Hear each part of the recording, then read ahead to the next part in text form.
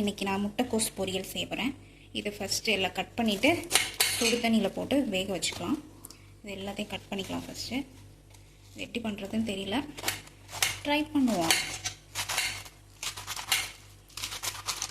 பெரிய கத்தியாக இருந்தால் டக்குன்னு கட் ஆகிடும், குட்டியாக இருக்கனால லேட் ஆகும். ஓகே, பயமாக இருக்குது கட் பண்ண. ஆக்சுவலி இது இப்படி தான் கட் பண்ணுவாங்கல்ல, தெரியல. நம்ம தானே சாப்பிட போகிறோம் அப்படின்றனால நான் பாட்டு கட் பண்ணுறேன்.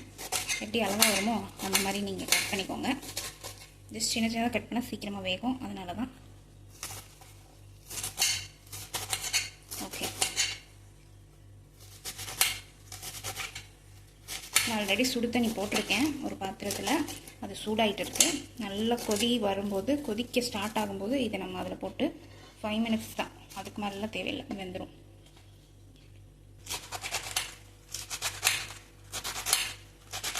இது பேர் முட்டைக்கோஸா கோசா முட்டையா? அது என்ன சவுண்டு?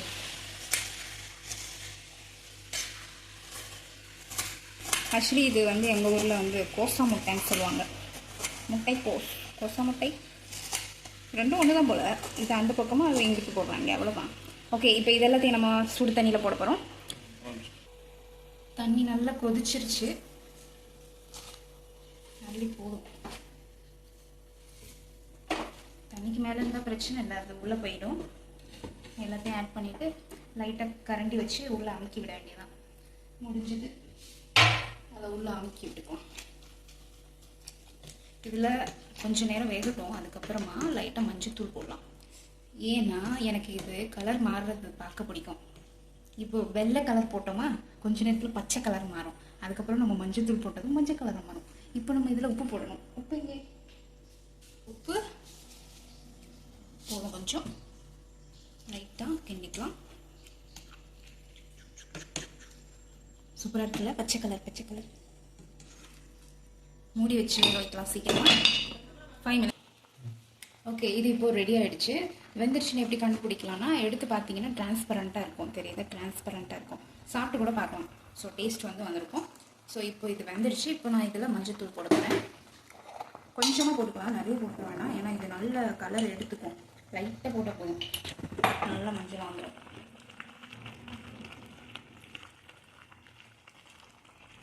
ஜஸ்ட் 1 மினிட் மிக்ஸ் பண்ணிவிட்டு தண்ணியை ஃபில்டர் பண்ணிவிட்டு தாளிக்க வேண்டியதான், அவ்வளோதான், ரெடி. இது கலர் இழுத்துக்கும் அப்படியே.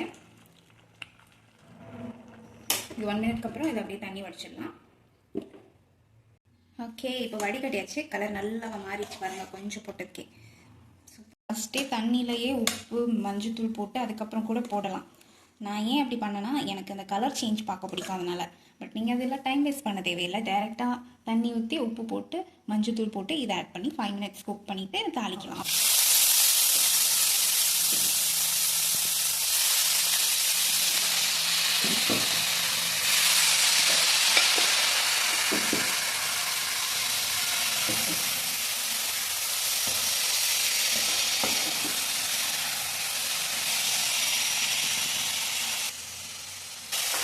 ஓகே, இதெல்லாம் வதங்கிடுச்சு. இப்போ கோகனட், தேங்காய் அதே மாதிரி மிக்ஸ் பண்ணி விடுங்க, அவ்வளோதான். இது ரொம்ப சிம்பிள் அண்ட் ஈஸியான ஒரு பொரியல். ரசத்துக்கு, சாம்பாருக்கு எல்லாத்துக்குமே சொல்லலாம். ஜஸ்ட்டு இதை கட் பண்ணி வேக வச்சுட்டு தாளிக்கிறீங்க, அவ்வளோதான்.